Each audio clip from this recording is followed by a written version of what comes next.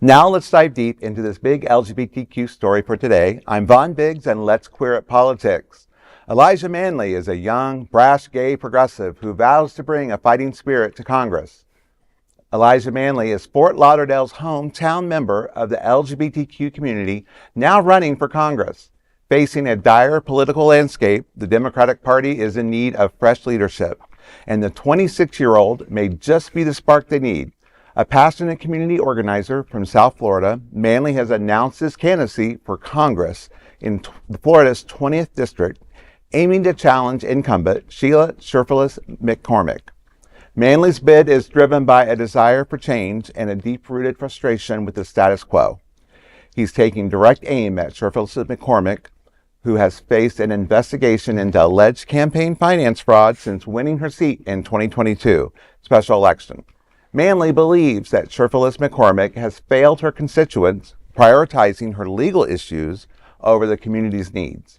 Growing up in deep poverty and experiencing chronic homelessness as a gay man, Manley understands the challenges faced by the most vulnerable in his community. Florida's 20th District is the only majority black district in the state, and Manley's message resonates with those seeking genuine change. Manley's unapologetic, no-filter approach sets him apart as a voice for the younger, more progressive Democrats who are ready to challenge the establishment. With his candidacy, Manley hopes to bring the change many Democrats feel has been missing for too long. If elected, he would be the youngest member of Congress. You know, hats off to him. He's been an anchor at our table. I just saw him last night. You know, it's so interesting. I think we were talking about this.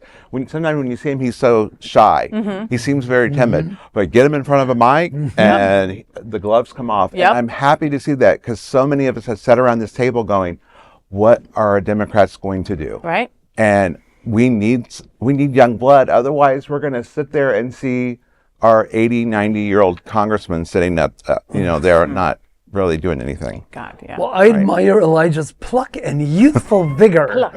I hope he can accomplish what others have failed to do before him. Yeah. He's got, It's a big plot, big thing to work out. It's a big world. Yeah, no, I mean, listen, he's 26 years old, all right? I mean, but he's got the drive. I mean, first of all, he's got the name, right? Elijah Manley. That's a leadership name if I've ever heard one, all right? You know, I was blessed to meet Elijah a couple of years ago right at this table, and I've been able to stay friends with him since. And he's a great guy, a great, great representation, but he don't take no BS. No. All right. And so he ran during COVID for state representative in Florida. And now he's going after Congress. He's going after that Congress seat. Right. So I reached out to him for a quote. And this is what he said. All right.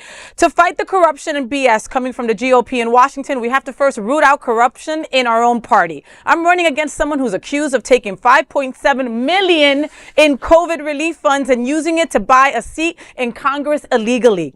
She's under investigation. And if she's reelected, Trump and DeSantis will waste no time making sure that this seat is vacant. It's time for us to move on from this type of politics. I'm running for Congress because our people need real help, and help is on the way. Right. And that right there is from Elijah Manley, all right? Put the quotations on that. That's a good slogan. It's a great slogan, right? Help is on the way. Oh my God, we need the young blood. We need all of that. We need his representation. He's a black gay man, and he ain't afraid of Trump. No. And that's what we need, And if you see him on social media, he says what we need to hear right now, he's also coming from the angle of like, hey, all you old people messed this place up.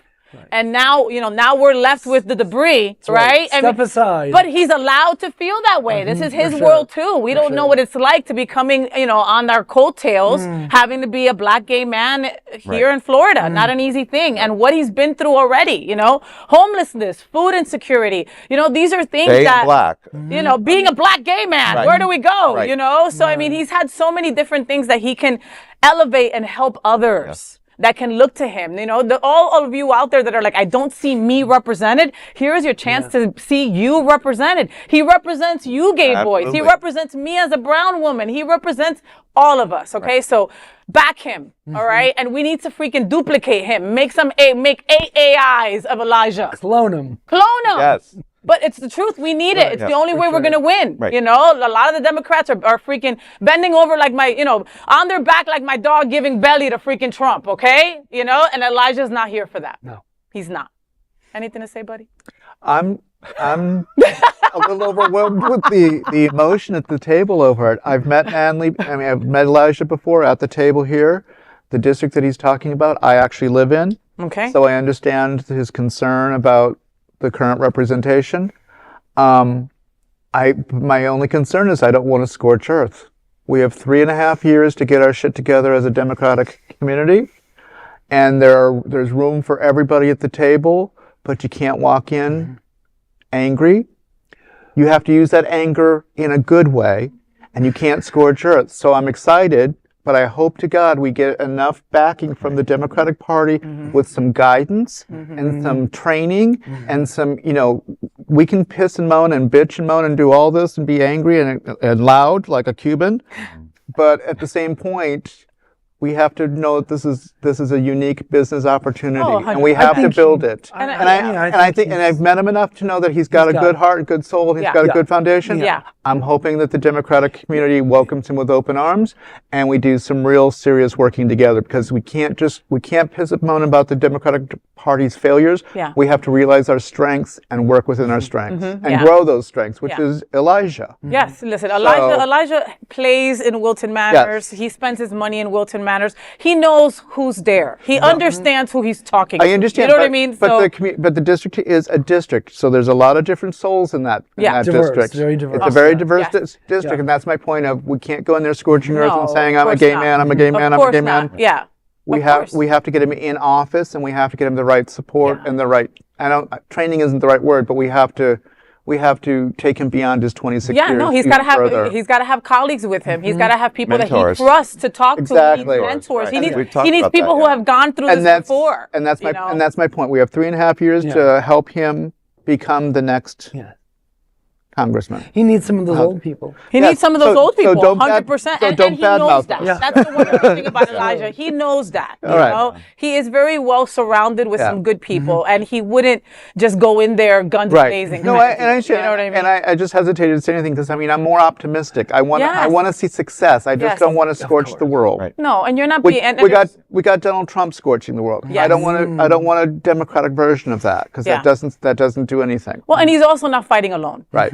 We also don't want him burnt out either, right? Like, this is not for me. Let me not follow through. And I don't want to put him on a platform only to watch him fall. We have to have a safety net there. There's a lot of components to running, and I'm almost positive that he's looked at all those components. And I'm not saying he hasn't. I'm just saying in this moment, my take is, let's get through the next 3.5 years. Let's do the training. Let's do the SMART campaign. Let's do the support and the safety net. Let's use our old people and our young people, and let's do this intelligently. Yes, 100%. So that is the big LGBTQ story for today. There is no other queer nonprofit media platform like this in the entire world. Support our LGBTQ stories by subscribing and sharing Queer News Tonight.